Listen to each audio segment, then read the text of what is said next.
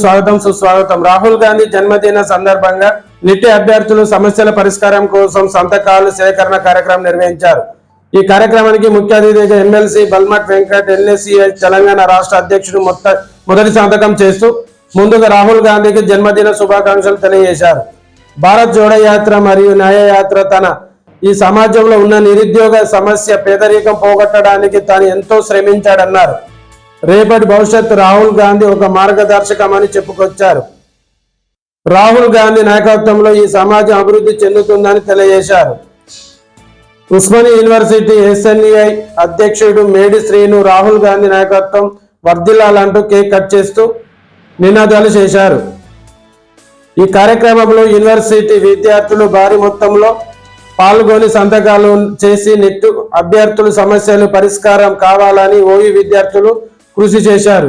చూస్తూనే ఉండాలి మరిన్ని అప్డేట్ కోసం KSR 24 న్యూస్.